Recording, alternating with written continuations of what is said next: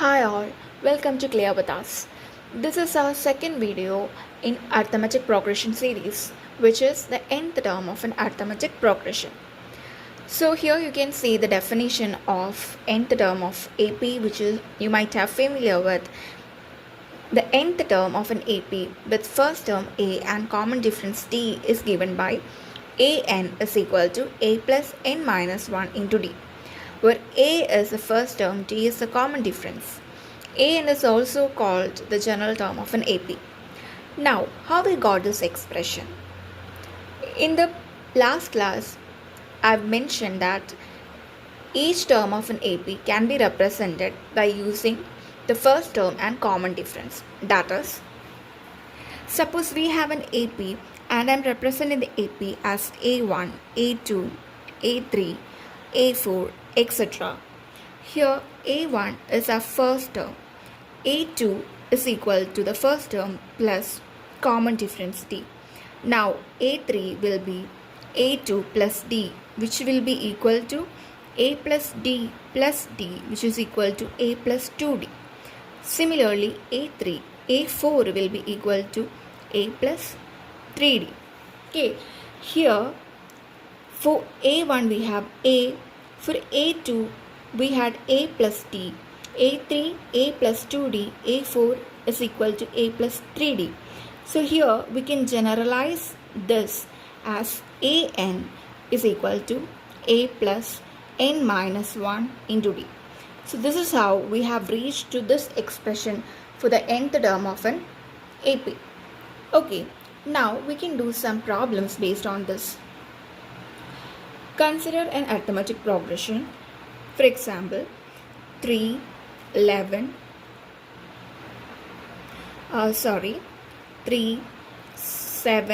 11, 15, 19, etc.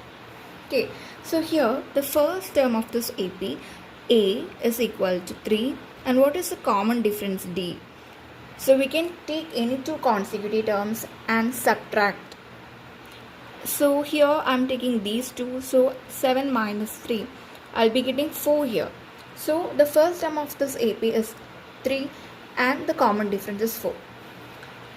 Suppose we are asked to find out the 20th term of this AP, A20.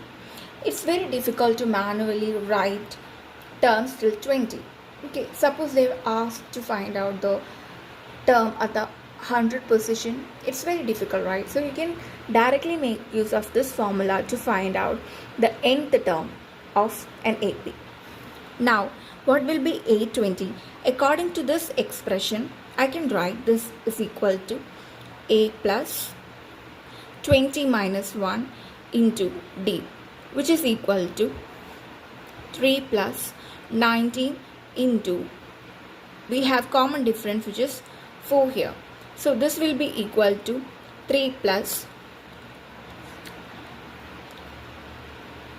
76.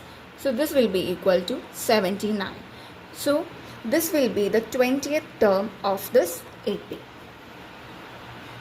Now using the same AP, we can do some more problems. In the last problem, we had find out the value of An for n is equal to 20. In the examination point of view, they may ask to find out the first term, common difference, the value of n or nth term of an AP. So we can try to find out how we can do such problems based on this particular example. Suppose they have given A20 is equal to 79, D is equal to 4. How we can find out the first term of this AP? How we can find out? We can make use of this formula. An is equal to A plus n minus 1 into D. So here we have A20, which is 79, and this is equal to A, which need to be found out, plus 19 into 4. So this will be equal to A plus 76. Now what will be A? A will be equal to 79 minus 76, which is equal to 3. So 3 is exactly the first term of this AP. So why I took the same AP is we can verify whether the answers we have got is correct or not. Okay, now we can do one more thing. Suppose they have given A20 is equal to 79, A is equal to 3. How we can find out the value of the common difference? So again, we can write the formula AN is equal to A plus N minus 1 into D. So we have 79 is equal to 3 plus 19 into D. Okay, so what will be 19D then? It will be equal to 79 minus 3, which is equal to 76. This implies D is equal to 76 divided by 19, which is equal to 4. Okay, so which is exactly the common difference we took. Okay, there is one more pending, which is to find out the value of n.